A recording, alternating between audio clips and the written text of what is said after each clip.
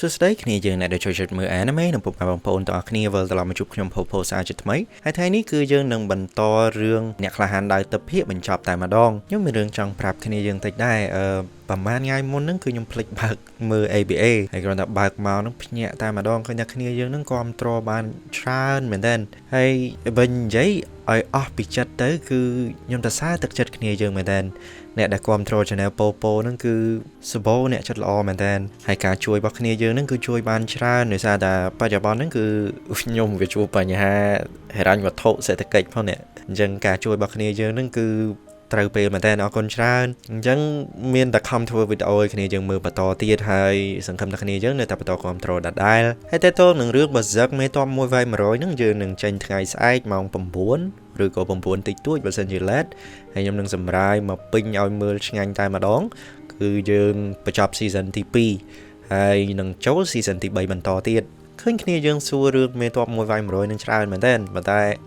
ធ្វើម៉េចយើងមួយធ្វើអត់តាន់អាចជួយគ្រប់គ្រង channel ផូតាមរយៈ QR code នៅខាងមុខម៉ាស៊ីន PC របស់គ្នាយើងជួយ channel មួយនេះបានច្រើនមែនតើក្រោយពីយកឈ្នះបិសាចផ្កាយ4រួចកូននាងនឹងក៏បានឲ្យសិភៅក្បាច់គុណមួយទៅឲ្យអ៊ីហ្វានហើយអ៊ីហ្វាននឹងរៀនក្បាច់មូលដ្ឋានគ្រឹះពីសិភៅទាំងអស់នោះកំពុងតែហាត់សុកនឹងស្រាប់តែមេរបស់អ៊ីហ្វាននឹងក៏ខលមកប្រាប់ថារឿងដល់ថ្ងៃហើយអង្កាលចេញរឿងភាគថ្មីបើចេញមិនទាន់ទេគាត់មិនបើកប្រាក់ខែឲ្យនោះទេអ៊ីហ្វានក៏ត្រឡប់ទៅផ្ទះវិញដើម្បីសរសេររឿងភាគថ្មីតទៀតប៉ុន្តែគាត់មានគំនិតមួយដែលគួរឲ្យចាប់អារម្មណ៍គឺគាត់សរសេរតួអង្គកូននាគជាមួយនឹងគាត់នឹងចូលទៅក្នុងរឿងខ្លួនឯងហើយគាត់សរសេរថាគាត់នឹងគឺជាមេហើយកូននាគនឹងត្រូវជាអង្គរៈដៃស្ដាំរបស់គាត់ហើយចំណែកឯ Skeleton Genie ដែលត្រូវជាអ្នកក្លាហានលេខ1នោះគាត់សរសេរឲ្យទៅជាអង្គរៈដៃឆ្វេងរបស់គាត់ថ្ងៃស្អែកក៏បានមកដល់តួអង្គស្រីដ៏ល្បីមួយមានឈ្មោះថា Chinmo កំពុងតែថតរឿងហើយនៅឈុតមួយនេះតួប្រុសត្រូវធ្វើបាបតួស្រីអ៊ីហ្វានរបស់យើងមើលពីក្លៀតអញ្ចាំងមកស្មានតែបរិសម្នាក់នោះចង់ធ្វើបាបស្ត្រីឈ្មោះថា Chinmo នោះហើយក៏ហក់ធាក់បរិសនោះតែម្ដងតាមពិតទៅនឹងគេថតរឿងតែប៉ុណ្ណោះឯងកំពុងតែសុំទោស director ស្រាប់តែមាន riff មួយកើតឡើងនៅទីនោះហើយលើកនេះបិសាចដែលលេចមុខមកនោះគឺបិសាចផ្កាយ5ឯណោះអ៊ីហ្វានកំពុងតែប្រយុទ្ធជាមួយនឹងបិសាចនោះសុកស្រាប់តែ Skeleton Genie នោះក៏នៅទីនោះដែរគាត់បានសាកក្បាច់ថ្មីដែលគាត់រៀនពីសិភៅរបស់កូននាគនោះជាមួយនឹងបិសាចផ្កាយ5នឹងឯងប៉ុន្តែដាវរបស់គាត់នឹងចេះតែរត់ទៅរក Skeleton Genie រហូតដោយសារតែធម្មពលរបស់ដាវបៃតងហើយ Skeleton Genie នឹងក៏ធុញពេកក៏ប្រើសិលរបស់គាត់នឹងចាប់ចងអ៊ីហ្វានចោលតែម្ដងទៅSkeleton Genie គឺដូចរាល់ដងអញ្ចឹងសមត្ថភាពគាត់ខ្លាំងមែនទែនគាត់ប្រើក្បាច់ដ៏ខ្លាំងជាងគេរបស់គាត់បំរុងនឹងសម្លាប់បិសាចមួយនោះស្រាប់តែបិសាចមួយនឹងវាលួចរត់ទៅបាត់ទៅការសម្លាប់បិសាចផ្កាយ5មួយនេះក៏មិនបានជោគជ័យប៉ុន្តែដោយសារតែបិសាចវាលួចរត់បែបនេះ Riff នឹងក៏បាត់ទៅវិញទៅអ្នកក្លាហានទាំងពីរក៏ខ្លាចទៅជារូបរាងដើមរបស់ខ្លួនវិញអ៊ីហ្វានឹងក៏ដឹងថាតាមពិតទៅតារាស្រីដ៏ល្បីឈ្មោះថា Chinmo នឹងត្រូវជា Skeleton Genie នឹងឯងហើយដូចឃើញថាគេជាតារាល្បីមិនខ្លាចមិនអៀនអីទេអ៊ីហ្វានបែរជានិយាយពាក្យមួយដ៏មិនចេះខ្មាស់គេថា Skeleton Genie នឹងចង់ខ្លាចជាអង្គរៈដៃឆ្វេងគាត់ឬអត់ហើយដូចជាយើងដឹងអញ្ចឹង 100% ហើយនាងប្រកាសជាឆ្លើយថាមិនព្រមហើយដោយពុះ control ថាចង់បាន Skeleton Genie ជាអង្គរៈដៃឆ្វេងខ្លាំងពេកអ៊ីហ្វានរបស់យើងនឹងទៅសុំជំនួយពីកូននាគទៅទៀតថាឯងនេះសង្ហាណាបើសិនជាឯងឲ្យ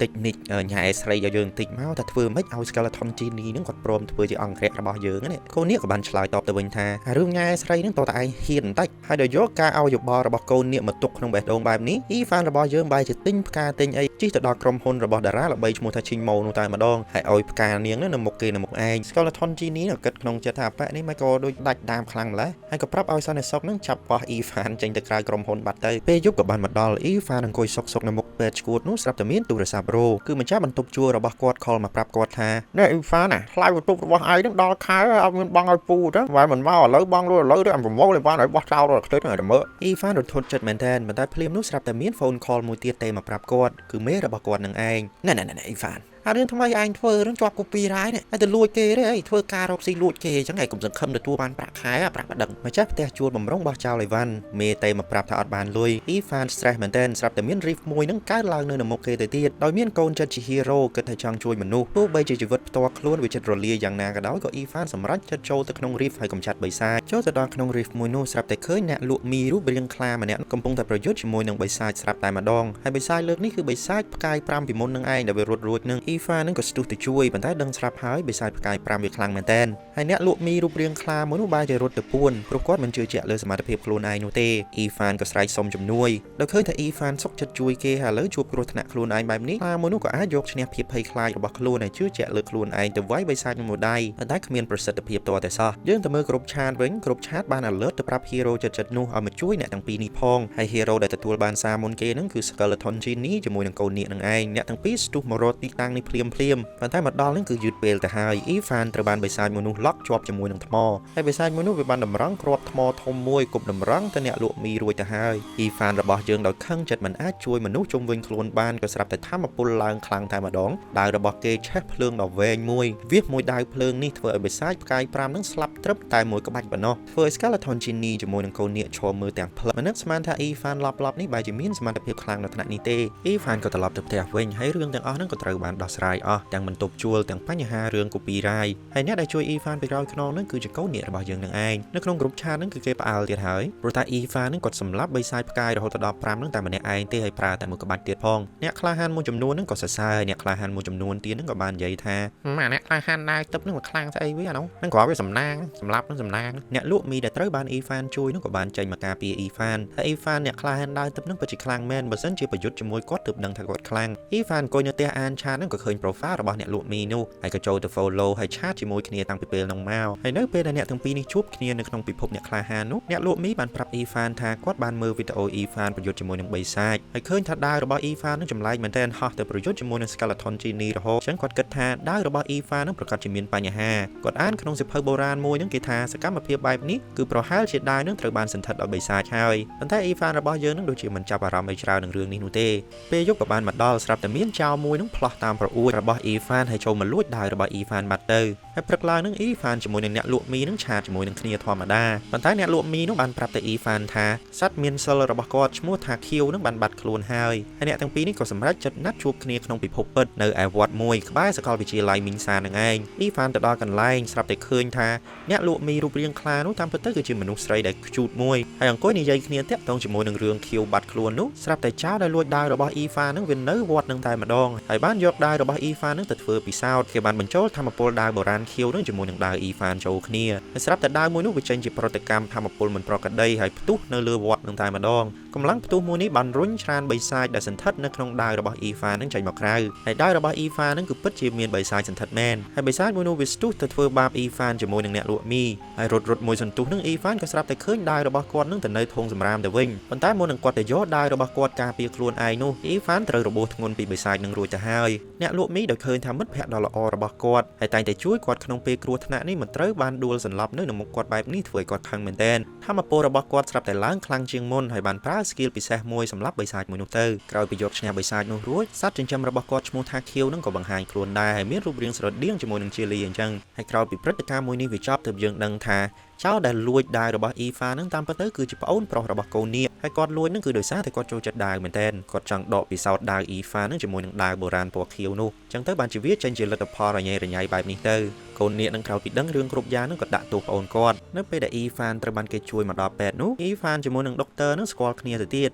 ហើយដុកទ័រមួយនោះមានឈ្មោះថាយាឈីយើងហៅគាត់យាទៅដោយសារតែការពីអ៊ីហ្វានគាត់ដឹកជញ្ជូនម្ហូបនោះគាត់បានដឹកជញ្ជូនម្ហូបទៅឲ្យអ្នកគ្រូពេទ្យនឹងប្រហែលដងដែរអញ្ចឹងទៅក៏ស្គាល់គ្នាទៅហើយរឿងដែលចៃដន្យជាងនេះទៀតគឺអ្នកគ្រូពេទ្យនឹងត្រូវជាមនុស្សដែលមានសមត្ថភាពពិសេសគឺអ្នកក្លាហានដូចជាអ៊ីហ្វានអញ្ចឹងហើយគាត់ឮថាអ៊ីហ្វាននឹងកំពុងតែប្រមូលធីមចឹងគាត់ចង់ចូលធីមរបស់អ៊ីហ្វានដែរប៉ុន្តែអ៊ីហ្វានឆ្លើយតបវិញយ៉ាងលយថាទេមិនយកទេតែសមត្ថភាពមិនដល់ឲ្យវាយបិសាចមិនងាប់ហ្នឹងខ្ញុំមិនយកទេខ្ញុំប្រាប់ឲ្យដឹងពួកអ្នកគ្រូពេទ្យរបស់យើងខឹងមែនតើនៅពេលដែលអ្នកគ្រូពេទ្យគាត់ដើរមកក្រៅគាត់ក៏និយាយជាមួយនឹងមិត្តភ័ក្តិពេទ្យរបស់គាត់ថាអ្នកជំងឺម្នាក់ឈ្មោះថាអ៊ីហ្វានហ្នឹងមិនសល់រយៈពេលយូរទៀតទេហើយជាសល់តែមួយខែទៀតហ្នឹងគឺស្លាប់ហើយធ្វើឲ្យអ្នកលក់មីដែលឈរនៅជិតនោះឮរឿងគ្រប់យ៉ាងហើយភ័យមែនតើហើយក៏បានសួរអ៊ីហ្វានថាតើអ៊ីហ្វានមានបំណងប្រាថ្នាអីដែលមិនទាន់សម្រេចឬអត់អ៊ីហ្វានក៏ថាគាត់ចង់ party ជាពិសេសហ្នឹងគាត់ចង់សុំឲ្យ Skeleton Genie នឹងធ្វើជាអង្គរៈដៃឆ្វេងរបស់គាត់ក្រោយពីចេញពីបន្ទប់របស់អ៊ីហ្វានរួចអ្នកលក់មីនឹងបាន call ប្រាប់ Skeleton Genie ក៏ដូចជាកូននាគថាឲ្យមកធ្វើ party ឲ្យអ៊ីហ្វានទៅអាយុរបស់គាត់មិនសល់លើសពី1ខែនោះទេអ្នកទាំងពីរដោយឮពីសុខភាពរបស់អ៊ីហ្វានវាដុនដាបដល់ថ្នាក់នេះក៏យល់ព្រមទៅអ្នកទាំងអស់គ្នានឹងបានធ្វើ party ធំមួយទៅឲ្យអ៊ីហ្វាន Skeleton Genie កូននាគអ្នកលក់មីជាមួយនឹងអ្នកគ្រូពេទ្យនឹងក៏បានចូលរួមផងដែរអ៊ីហ្វាននឹងក៏សប្បាយអរខ្លាំងមែនទែនក៏បានប្រាប់ទៅ Skeleton Genie ថាយើងនឹងបង្កើត team មួយហើយ team របស់យើងនឹងខ្ញុំនឹងដាក់ឈ្មោះថាមហាអស្ចារ្យលើសកលលោកកូននាគគ្រាន់តែឮឈ្មោះនឹងគាត់ធុញបាត់ទៀតហើយ Skeleton Genie ក៏បានប្រាប់ទៅអ៊ីហ្វានវិញថាកុំយល់ច្រឡំអីគាត់មិនបានមកចូលរួមធីមរបស់អ៊ីហ្វាននោះទេគាត់មកនេះដោយសារតែឮថាអ៊ីហ្វាននឹងសល់តែមួយខែទៀតនឹងស្លាប់ហើយអញ្ចឹងគាត់មកតែម្ដង ទៅ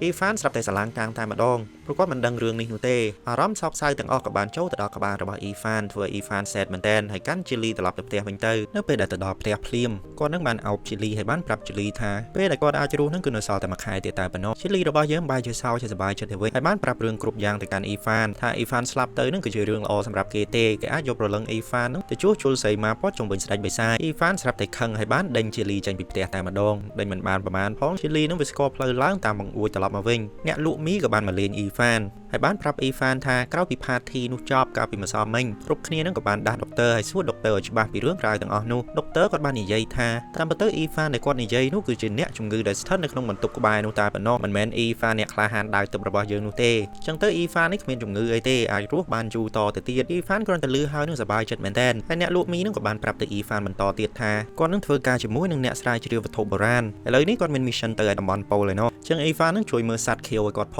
ងហើយអ៊ីហ្វានរបស់យើងនឹងក៏យល់ព្រមក្រោយពីអ្នកលក់មីត្រឡប់ទៅវិញអ៊ីហ្វាននឹងបានគំរាមកំហែងទៅដល់ជីលីតែម្ដងហើយបានប្រាប់ជីលីថាឲ្យប្រាប់រឿងសម្ងាត់ទាំងអស់មកឲ្យគាត់ដឹងភ្លាមទៅឈប់លាក់រឿងទាំងអស់ជីលីដែលឃើញថាអ៊ីហ្វាននិយាយមែនតែនបែបនេះគាត់ក៏ប្រាប់រឿងរ៉ាវតាំងពីដើមមកឲ្យអ៊ីហ្វានដឹងជីលីជាមួយនឹង Blue នឹងគឺជាសត្វការពារសីមាជុំវិញស្ដេចបិសាចនឹងឯងពេលដែលអ្នកក្លាហានមួយវងនោះបង្កើតសីមាព័ទ្ធជំវិញស្ដេចបិសាចសីមាមួយនោះក៏វាមានសោដូចគ្នាមានរូបរាងជាផ្កាឈូកពណ៌មាសមួយប៉ុន្តែអ្នកក្លាហានទាំងអស់នោះភ័យបារម្ភថាសោមួយនេះនឹងធ្លាក់ទៅដៃមនុស្សអាក្រក់ដូច្នេះគាត់បំផ្លាញសោមួយនេះទៅជាបំណែកតូចៗប៉ុន្តែក្រោយពីរាប់លានឆ្នាំកន្លងផុតទៅនឹងស្រាប់តែមានក្រុមសម្ងាត់មួយក្រុមមានឈ្មោះថាខ្មោចសបានដើរប្រមូលបំណែកសោទាំងអស់នោះយកមកផ្គុំចូលគ្នាហើយក្រុមខ្មោចសមួយនេះហើយដែលបញ្ចេញប្រតិបត្តិការធ្វើឲ្យទីក្រុងឈ្មោះថាជៀនអានបាក់ចុះស្រុតកាលពី500ឆ្នាំមុនហើយសប្តាហ៍ថ្ងៃមួយនេះវាគឺជាទីក្រុងដែលគេល្បីថានៅក្រោមវិទ្យាល័យឈ្មោះថាមីងសានឹងឯងហើយយើងត្រឡប់ទៅមើលកូននាគវិញលោកតារបស់គាត់នឹងគឺជាមន្ត្រីធំនៅក្នុងអេបអ្នកក្លាហាននឹងឯងគាត់បានប្រាប់គ្នារបស់គាត់ឲ្យទៅកាយដីរកទីក្រុងដែលបានបាក់ស្រុតចូលទៅក្នុងដីនោះ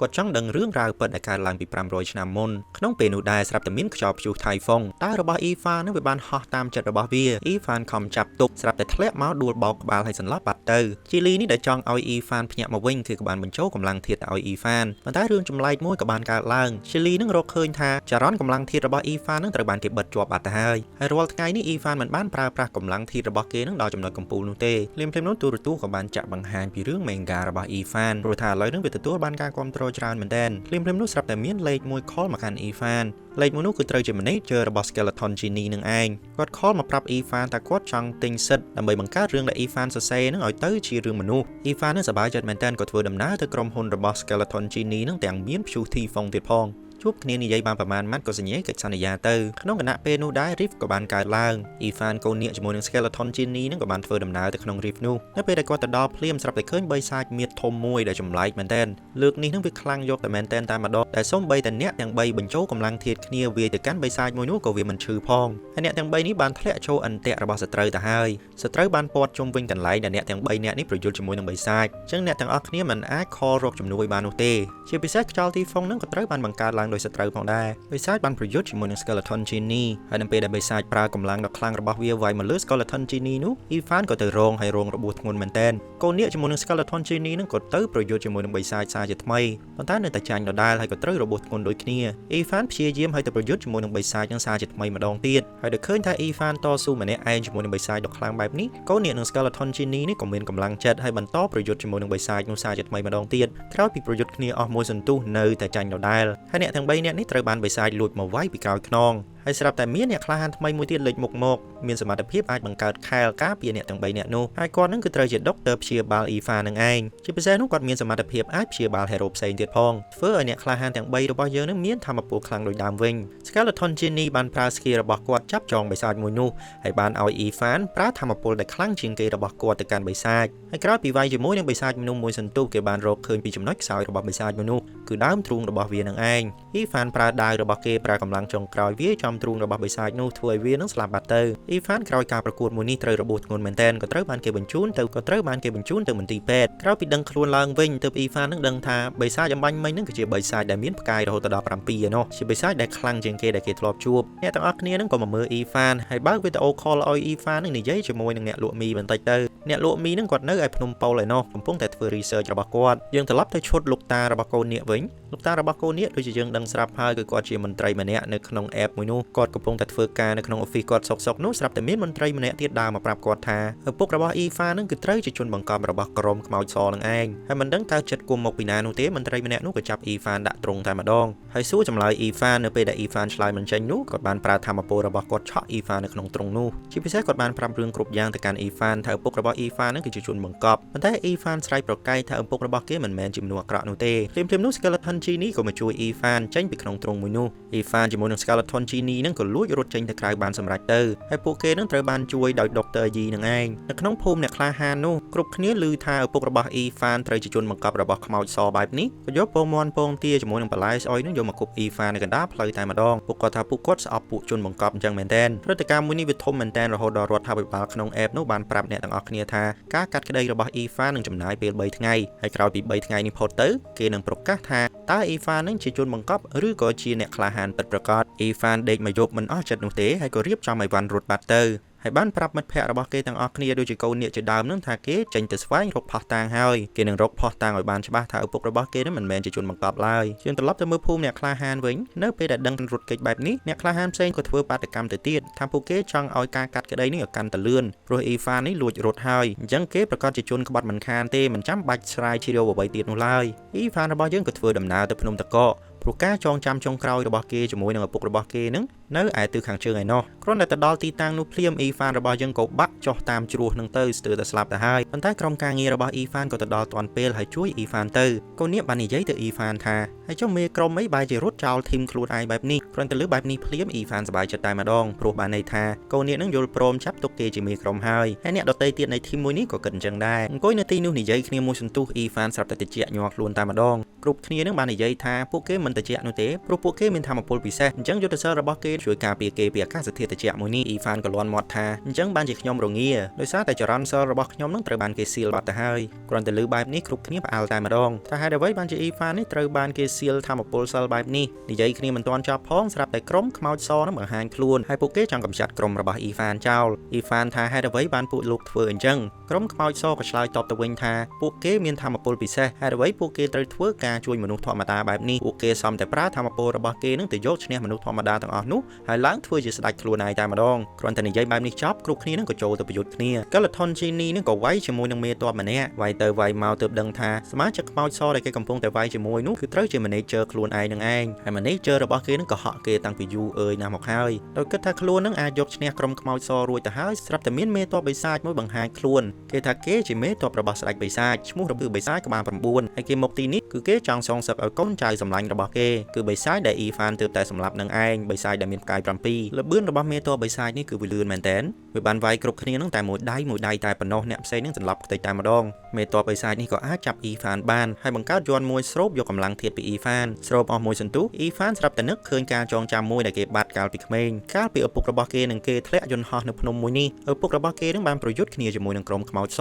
ព្រោះមិនចង់ឲ្យក្រុមខ្មោចសទទួលបានបំណែកសោនៃសីមាបំណែកសោមួយនោះសុកស្រាប់តែហោះចូលខ្លួនរបស់អ៊ីហ្វានតែម្ដងហើយក្រោយពីចងចាំរឿងទាំងអស់នោះរួចបំណែកសោមួយនោះក៏ផុសចេញពីរាងកាយរបស់អ៊ីហ្វានហើយចូលទៅដៃរបស់មេទ័ពបិសាចមនុស្សទៅអ៊ីហ្វានក្រោយពីបំណែកមួយនេះចេញផុតពីខ្លួនរបស់គេចរន្តកម្លាំងធាតុរបស់គេលែងត្រូវបានសៀលទៀតហើយរាងកាយរបស់គេពោពេញទៅដោយសិលកម្លាំងរបស់គេក៏កើនខ្លាំងជាងមុនផងដែរគេស្ទុះទៅប្រយុទ្ធជាមួយនឹងស្ដេចបិសាចសាជាថ្មីភ្លាមៗនោះគេបានចាប់ជីលីហើយគប់ទៅពួកខ្មោចសទាំងអស់នោះដើម្បីបើកឱកាសឲ្យ Skeleton Genie នឹងវាយឲ្យពួកខ្មោចសនោះខ្ទាតឲ្យអស់ទៅហើយក៏ស្ទុះខ្លួនឯងចូលទៅប្រយុទ្ធជាមួយនឹងមេទ័ពបិសាចមួយនោះប្រយុទ្ធដំបូងមិនឈ្នះនោះទេពេលដែលប្រយុទ្ធសាជាថ្មីជាមួយមេទ័ពមួយនេះកម្លាំងគេប្រហាក់ប្រហែលគ្នាហើយប៉ុន្តែល្បឿនរបស់គេនៅយឺតជាងបិសាចនោះនៅឡើយអញ្ចឹងត្រូវបានបិសាចមួយនោះវាយឲ្យខ្ទាតប្រមាណដៃទៀតធ្វើឲ្យ Dr. Yi នឹងប្រើខែលការពារអ៊ីហ្វានហើយ heal អ៊ីហ្វានបន្ថែមដើម្បីបង្កើនកម្លាំងអ៊ីហ្វានជាងមុនហើយគ្រាន់តែត្រូវ Dr. Yi heal ភ្លាមរាងកាយរបស់អ៊ីហ្វាននឹងវាលែងឈឺលែងអីទាំងអស់ធ្វើឲ្យគេពេញកម្លាំងវិញតែម្ដងលើកនេះទាំងល្បឿនទាំងកម្លាំងរបស់អ៊ីហ្វាននឹងគឺអាចទប់ទល់ជាមួយនឹងបិសាចនោះបាន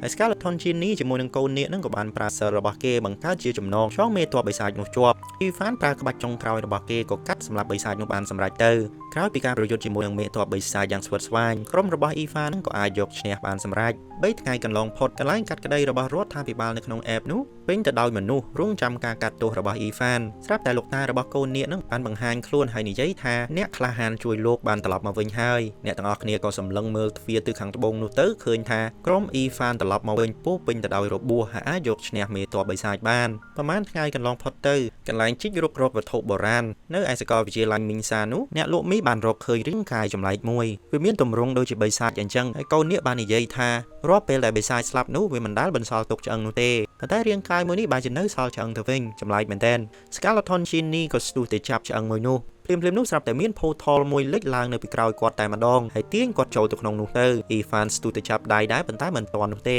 ពេលដែលទៅដល់ក្នុង portal មួយនោះស្រាប់តែមានមនុស្សស្រីម្នាក់មកស្ទាបមុខ Skeleton Genie ហើយនិយាយថាខានជួបគ្នាយូរហើយរឿងអ្នកក្លាហានដើរទៅរបស់យើង season ទី1ក៏មានតែប៉ុណ្្នឹងអរគុណគ្នាយើងដែលបានតាមដានទស្សនាហើយបើសិនជាចូលចិត្តកុំភ្លេចចុច like subscribe និង comment ផងការ like ការ comment របស់គ្នាយើងនឹងវាធ្វើឲ្យវីដេអូមួយនេះវាកាន់តែរីកច្រើនទៅដល់អ្នកដែលចូលចិត្តមើលរឿង anime ផ្សេងទៀត